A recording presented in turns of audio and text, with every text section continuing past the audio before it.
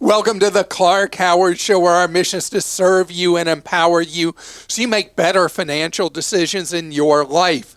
In today's episode, I want to talk about something that's been driving me crazy in my own life. How many companies are turning their supposed loyalty programs into nothing burgers of devaluation? What they're doing is they're playing us. They're luring us in. They're getting our loyalty. And then those rewards, they're ripping them away from us. So I want to tell you how to play the loyalty game the smart way. And later, so for 5 years, I've been lying to you. That's right. I've been lying to you. Because I've been telling you for 5 years, any day now, you're going to be able to buy hearing aids at world prices instead of the cartel prices we alone in the entire world have had. 5 years later, it's finally true. It's happened. It's real. And it only took 5 additional years because of how dirty Washington money plays. And how the cartel, the U.S. hearing aid cartel, bottled up your ability to buy affordable hearing aids, but they are here now, and I want to talk about that with you later in this podcast. Okay, so Christa, I'm going to bring you in now because you lived in New England a long time, and there's kind of a joke when you're in New England that you can stand on a corner in any city in New England and you can look straight ahead, you'll see a Dunkin' Donuts. You can look to your left, you'll see a Dunkin' Donuts. You can look to your right, you'll see a Dunkin' Donuts. You can turn your head around, you'll see another Dunkin' Donuts. And when you left New England, you came with your Dunkin' Donuts habit. Which, interestingly enough, is about what? Coffee. Right. Because Dunkin' Donuts originally was about donuts that, I'm a Southerner, so I just don't get the Dunkin' Donut kind of donut because it doesn't have enough sugar in it and enough fat and enough gooey stuff on it and all that. I mean, I'm into the really, really unhealthy for you donuts. But that's not the business they've been in for a long time. They're into a more affordable cup than Starbucks or someone like that. So you don't do the Dunkin' thing anymore for coffee? No, my husband likes Dunkin' coffee a lot, but I rarely get it. I usually just make my coffee at home now, honestly. And then I do love an Americano from Starbucks as a treat. So was your husband in the Dunkin' Donuts loyalty program? No, I don't think so. He was never in it? No, because he doesn't go enough. Because Dunkin' Donuts people were fiercely loyal with birthday deals, free something on your birthday, and a point system that people just loved. And Dunkin' just devalued the program, and you would think that they had become Satan with their most loyal people. I mean, people have gone crazy online just bashing them. And obviously, when you devalue your program, you need to do it more like the underhanded, ugly way the airlines have done it. And by the way, Delta just went through another devaluation of their program, too, recently. What the airlines did was they just eliminated their charts. And the miles are all variable when you try to redeem something. And what it takes to get status of different levels, that's a moving target every year. And this is the thing is that what Dunkin' did was honest. They were like, yeah, this program's too generous to our very loyal people, so we're going to be stingy moving forward. Now the program is basically a disloyalty program instead of a loyalty program. And this is what's going on with loyalty programs throughout the industry. Hilton, people that are into the Hilton program, if you're not aware, they just did a devaluation that is diabolical. So listen what Hilton did. Do you know this? Because you're Hilton, right? I am. What level Hilton are you? Just like gold or whatever comes with my credit card. Okay. Not a Hilton credit card. I have another one that gives All me right. So there's the Hilton Diamond and the Golden. So you're eligible for, when you get to the front desk, you're eligible for free room upgrades. Do you ever get that? If I ask for it. But if you ask for it, they do give it to you? It depends. 50-50, I would say. Okay. So Hilton now, supposedly you're eligible for free upgrades. And if you're diamond status, you get these free upgrades. And it's all about building branding loyalty. Well, now they, instead of giving you the free upgrade, they're trying to sell it to you when you check in. So because of your loyalty to Hilton, as a blah, blah, blah level person, we will sell you a more expensive room. And it's like, where's the loyalty in that? And so people who jumped through all the hoops and stayed all the nights and got the Hilton credit card and all that, who looked forward to all the upgrade privileges, now they're going to instead try to sell what you got before for free. And this is what's happening because travel in particular has been intensely strong lately. And so loyalty programs giveth and then they taketh away. So when bookings are really strong, when revenue's really strong, average room night at hotels has gone way up, they take away privileges from you. Airlines take away privileges because bookings have been intensely strong, both leisure and for the first time since COVID, business bookings are getting stronger again. So that's why the reward programs are a Pavlov's dog kind of thing. They're not showing any loyalty to us. They're using the loyalty program to manipulate us. So, as I've said before with airline and hotel points, do not think it's some victory to look at your statement and see a zillion points or a zillion miles, because I can guarantee you those will devalue over time. Ask anybody who's a Marriott person what Marriott has done to them with Bonvoy and what Marriott keeps taking away and keeps making the redemptions harder and harder for free nights. So know this is how it's playing, and I want you to be aware that when you've got points that'll get you what you want, use them, because they don't get better with time.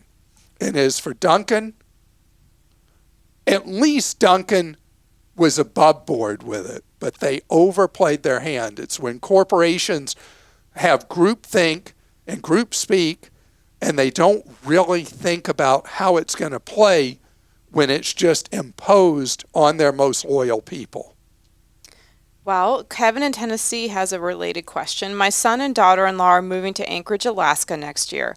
We live in Nashville and have made good use of the Southwest points we get from the credit card, but Southwest doesn't fly to Alaska. We only have one credit card, and I know you recommend having two. What advice would you give us for adding a second card that would help with travel to Alaska? This one's really tough. Because to tell you to sign up for a card from one of the loyalty programs, which you're really looking at, I don't know if Alaska flies to Nashville. Can you look up and see if Alaska Airlines flies to Nashville? Mm-hmm. Because if Alaska flew to Nashville, the smart move would be to get Alaska's card when they've got a nice sign-up bonus and earn points on Alaska Airlines. Their frequent flyer program is more generous than the ones from American, United, and Delta. On the other hand, if you end up signing up with, do they fly? They do. They do fly to Nashville. So I would do the American card. And especially when there is, like, normally we give you a sign-up bonus, these many points, and right now if you sign up, you get these many points. That's when you would do it. And that would be the best move you could do to complement how you have earned points within the lower 48 to use on Southwest. Using American, United, and Delta, their programs are so not rewarding for a trip like to Alaska that I would not jump on that one. You could do a general airline card, though, as well. You could do one that you get a big sign-up bonus for, and we've got a guide to the general mileage cards, and then you're a free agent. Because let's say I get you to get the Alaska card, and then they decide Nashville doesn't fit in their plans anymore, and you accumulated those points, and you can't even fly them anymore.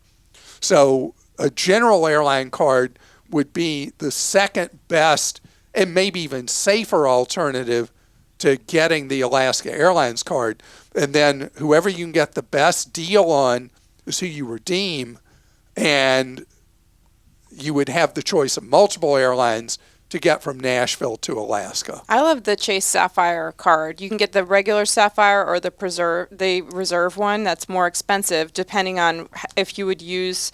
Mine pays back for itself with the yearly. $95 one. I have the more expensive You have one, the but the 550. Yeah, but it actually pays back because you get travel credit every year. I make sure that I use all the perks, so it's free.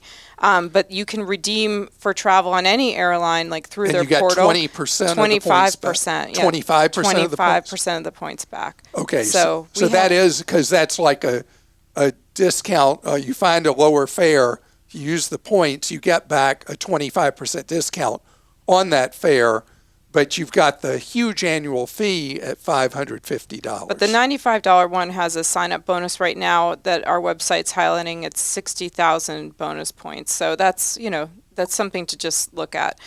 This question's from Sarah in California. I know you love to visit the beautiful state of Hawaii as much as I do. Recently, I read an article that the Hawaii State Governor's on the Hawaii State Governor's page saying that in 2023, the state would no longer recognize out-of-state driver's licenses. Drivers who do not possess a Hawaii state license will have to take driving tests at the airport and pay fees in order to get a permit. Can they do this? I can't imagine what they're thinking to require something like this. This is a urban legend, isn't it? It's fake, yeah. It's a fake page. This is fake. So there are a lot of fake stories that have circulated about driver's licenses that all originated out of the 9/11 statutes, like for the Real ID or Real ID, True ID thing, where you got the star typically in the corner of your license, and that's led to all these urban legends. And this one about Hawaii not accepting licenses is phony. Steve in Texas says you mentioned ACH versus electronic bill pay, and that ACH was bad, electronic bill pay was good. In the link provided in the podcast, you mentioned the problem with automatic payments and seemed to group this in with ACH. I pay bills online by providing my checking account number and paying that bill. I don't have anything on automatic payment. Am I using ACH? And if so, what is bad about it since I don't ever have anything on automatic pay? Okay, so here's the ACH thing. And I think pretty much today it's very common people use automated clearinghouse.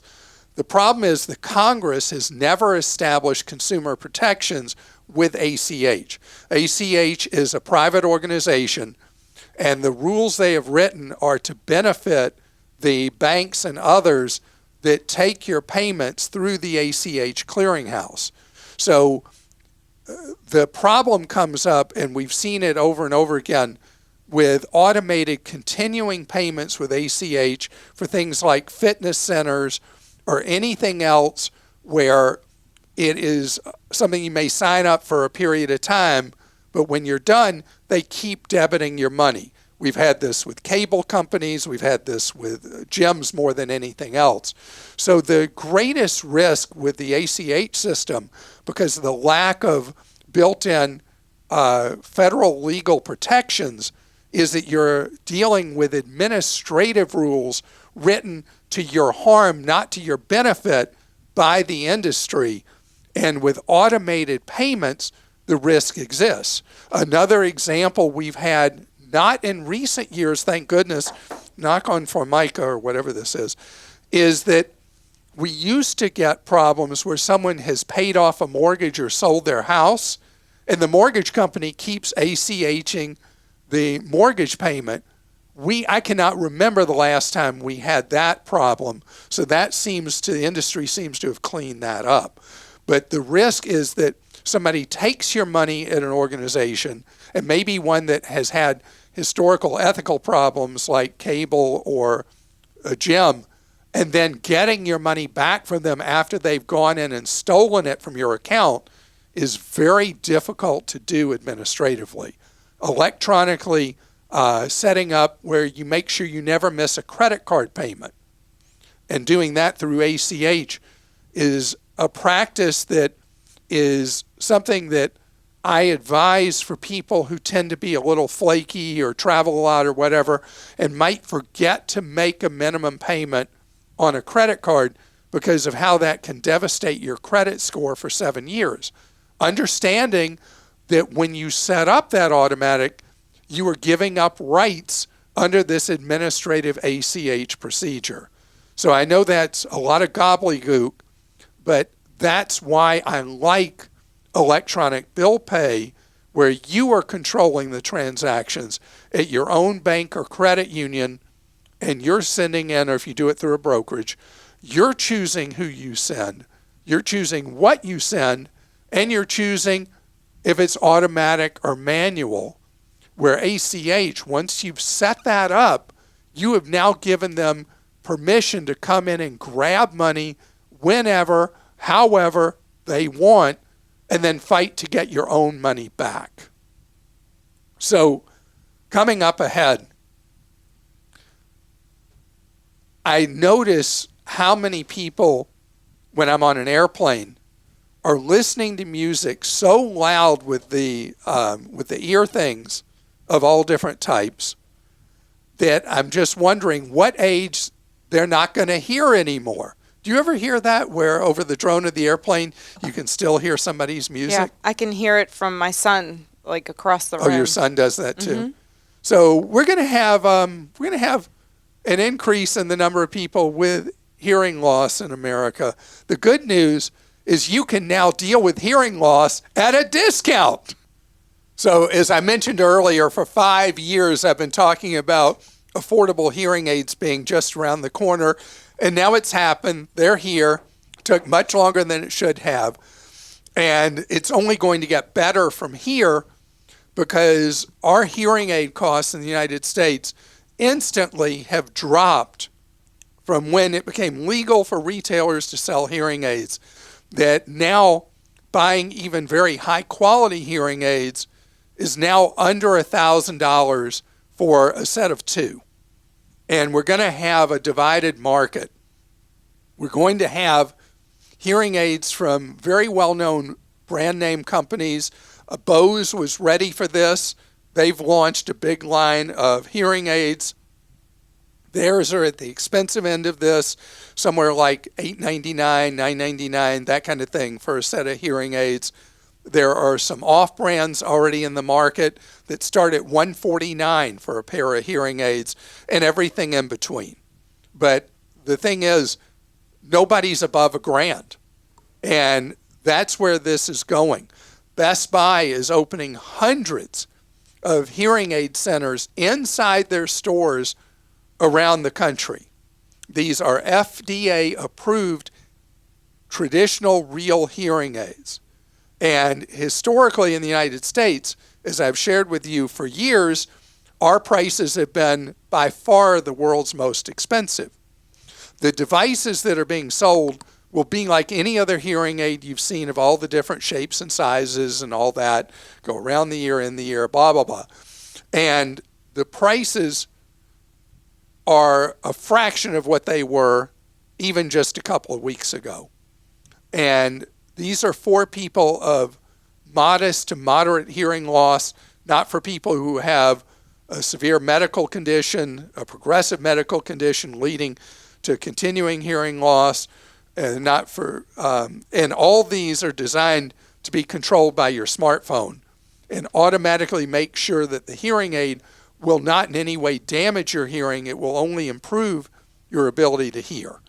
So if you are one of the millions of people who didn't get hearing aids because they weren't comfortable or they were too expensive, the marketplace has now solved both problems, and it will only improve from here. Walmart is selling these very affordable hearing aids. It's going to be routine. You could go in a CVS, a Walgreens. You go almost any retail kind of environment, particularly any electronics kind of environment, they will be selling hearing aids.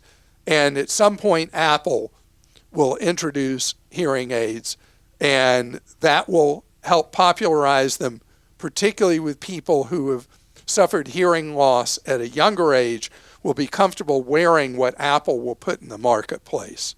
And we have some basic briefing information at Clark.com about this fantastic thing that's happened in the United States, way overdue. All right, we'll go to some questions. This is from Evelyn in New York. What do you know about Aspiration? They promise 3% back on debit card purchases, but it sounds a bit like a bank to me, and that makes me very suspicious. Would you please give us your opinion? So we have a review of the Aspiration program at Clark.com, and it walks through how this works. And it is a fintech. It is not a traditional bank. So Aspiration is something you're going to have to pay money for to be part of. It's about $70 some odd a year to be in it, and you'll earn good money on your savings, but you've got to commit to them. They commit to you. The design of it is to make sure your money is FDIC insured. You have access to a network of ATMs, and it is something you really need to read and understand how it works, and you get not a good return on your money at all if you don't spend a lot of money. In order to get the 3%, you've got to be spending at least $1,000 a month on the card, up to $10,000. So it's in this collar. Minimum $1,000, maximum $10,000 earns you the 3%. Just know a lot of hoops to jump through, a financial commitment from you, and go read our review at Clark.com. Eric in Wisconsin says, Hi Clark, work is offering critical illness insurance for the first time this year. If enrolled in the initial offering, there are no health questions. I was diagnosed with Parkinson's about 4 years ago, and I'm now in my 40s. So far, I'm managing without much effect on my work. How does this insurance work? Does it make sense for anyone? And for me, given the Parkinson's diagnosis, how and when does it pay out? So the thing with any policy like critical illness insurance is it's all in the contract language and what the contract will pay for. In a case where something is offered as an employer benefit free of medical underwriting and you have a diagnosis of Parkinson's, this is a real opportunity potentially for you to provide financial underpinning in your life. Also, if your employer offers the ability for you to buy long-term disability free of a medical exam, knowing you already have Parkinson's, and I'm sorry about that, and I hope you're getting excellent medical care for it, please, that's very important for you to sign up for the long-term disability. Maximum benefit you're allowed to buy, which hopefully will be 70% of your current pay level. Read the terms and conditions, though, of how the critical illness insurance works and how it pays and in what circumstances it will pay. But odds are this kind of coverage is something you would not be able to buy on your own, and it is a great advantage to you working for a large employer who offers this kind of benefit without normal medical underwriting standards. But you got to read what it actually covers and what it excludes. Jeff in New York says, when 2023 begins, I'll have $20,000 in I-bonds that reach their 1-year maturity. I have no plans to sell them, but I'd like to factor them toward my emergency fund so I can invest other cash. How long does it take to get the cash from these? I've had a 12-month emergency fund for decades and have never used it, so I want to park that money somewhere better than my savings account. So there's administrative time involved, and the savings bonds people have had trouble both executing orders and redemptions of late because the demand has been so much larger than normal. It's outstripped their ability to handle. That's why at our off-air team, the Team Clark Consumer Action Center, we've had so many complaints from people. They've had trouble even being able to buy Series I savings bonds. So I would not skate too thin on ice. I'd have some amount of money still available in your rainy day fund in a traditional savings account, earning a puny right now like 2.5% or so, rather than committing all your money to I bonds because of the time it will take to turn around access to the funds. The historical answer is you'd have your money in a week or so. I can't say that right now, and I wouldn't be comfortable with you emptying your savings account in its entirety and sweating it out till the government gets around to giving you your money back. The I-bonds thing, though, has been quite a gift at a time of tremendous inflation. And I want to thank you so much for listening today. I hope you have a wonderful day. And remember, we are here to serve you around the clock at Clark.com and with the best deals of the day and the hour at ClarkDeals.com.